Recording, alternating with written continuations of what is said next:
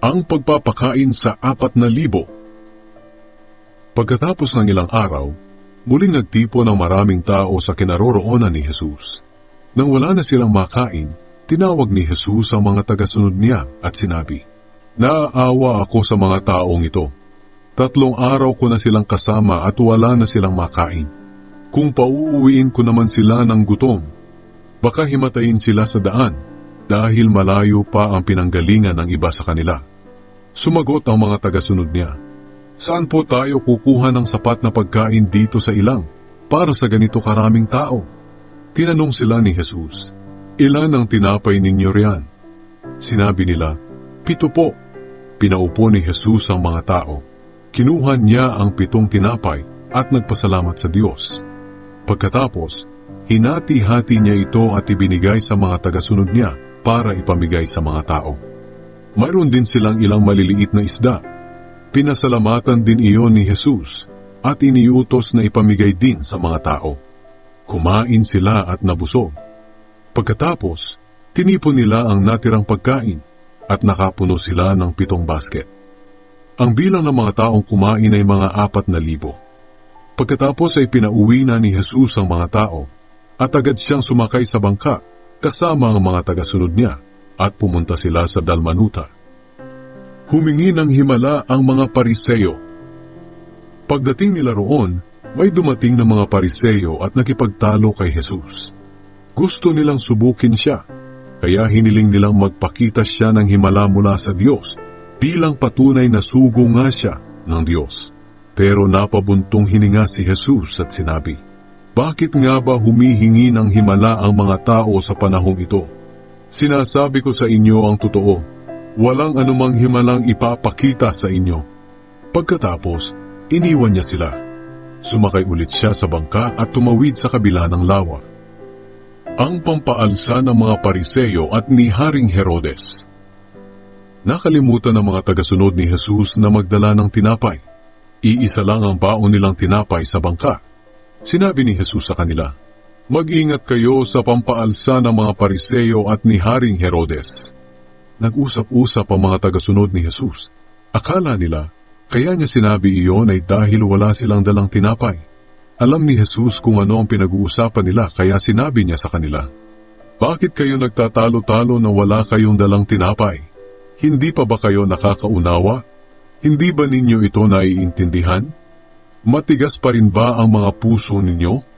May mga mata kayo pero hindi kayo makakita. May mga tainga kayo pero hindi kayo makarinig.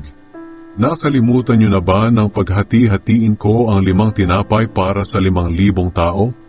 Ilang basket ang natira?" Sumagot sila, 12 po. Nagtanong pa si Jesus, "At nang paghati-hatiin ko ang 7 tinapay para sa 4,000 tao, ilang basket ang natira?" Sumagot sila, 7 po. At sinabi ni Jesus sa kanila, "Hindi niyo pa rin ba naiintindihan ang sinabi ko tungkol sa pampaalsa?" Pinagaling ni Jesus ang lalaking bulag sa Betsaida. Pagdating nila sa Betsaida, may mga taong nagdala ng isang lalaking bulag kay Jesus. Nagmakaawa sila na kung maaari ay hipuin niya ang bulag upang makakita. Kaya inakay ni Jesus ang bulag palabas ng Betsaida. Pagdating nila sa labas, dinuraan niya ang mga mata ng bulag. Pagkatapos, ipinatong niya ang kamay niya sa bulag at saka nagtanong, "May nakikita ka na ba?" Tumingala ang lalaki at sinabi, "Nakakakita na po ako ng mga tao, pero para silang mga punong kahoy na lumalakad." Kaya muling ipinatong ni Jesus ang mga kamay niya sa mata ng bulag. Pagkatapos, tumingin ulit ang lalaki at lumiwanag ang kanyang paningin. Bago siya pinauwi ni Jesus ay binilinan siya, "Huwag ka nang bumalik sa Betsaida." Ang pahayag ni Pedro tungkol kay Jesus. Pagkatapos, pumunta si Jesus at ang mga tagasunod niya sa mga nayon na sakop ng Cesarea Filipos. Habang naglalakad sila, tinanong ni Jesus ang mga tagasunod niya, "Sino raw ako ayon sa mga tao?" Sumagot sila, "May mga nagsasabing kayo po si Juan na tagapagbautismo. May nagsasabi rin kayo si Elias. At ang iba na may nagsasabing isa po kayo sa mga propeta." Tinanong sila ni Jesus, "Pero para sa inyo, "Sino ako?" Sumagot si Pedro, "Kayo po ang Kristo." Sinabihan sila ni Jesus na huwag nilang ipaalam kahit kanino na siya ang Kristo. Ang unang pagpapahayag ni Jesus tungkol sa kaniyang kamatayan. Nagsimulang mangaral si Jesus sa mga tagasunod niya na siya na anak ng tao ay kailangang dumanas ng maraming paghihirap.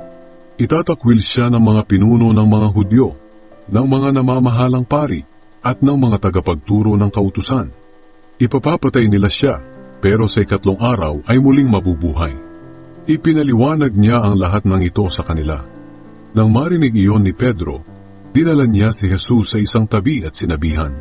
Pero humarap si Jesus sa mga tagasunod niya at saka sinabi kay Pedro, "Lumayo ka sa akin, Satanas! Ang iniisip mo'y hindi ayon sa kalooban ng Diyos, kundi ayon sa kalooban ng tao." Pagkatapos, tinawag niya ang mga tao pati na ang mga tagasunod niya at pinalapit sa kanya.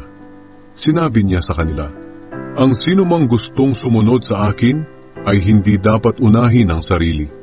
Dapat ay handa niyang harapin kahit ang kamatayan, alang-alang sa pagsunod niya sa akin.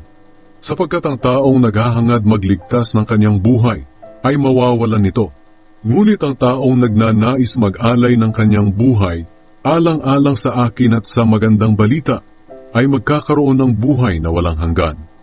Ano ba ang mapapala ng isang tao kung mapa sa kanya man ang lahat ng bagay sa mundo, pero mapapahamak naman ang kaluluwa niya? May maibabayad ba siya para mabawi niya ang kanyang buhay? Kung ako at ang mga aral ko ay kakahiya ni numan sa panahong ito, na ang mga tao'y makasalanan at hindi tapat sa Diyos, ikakahiya ko rin siya kapag ako na anak ng tao ay pumarito na taglay ang kapangyarihan ng aking Ama at kasama ang mga banal na anghel.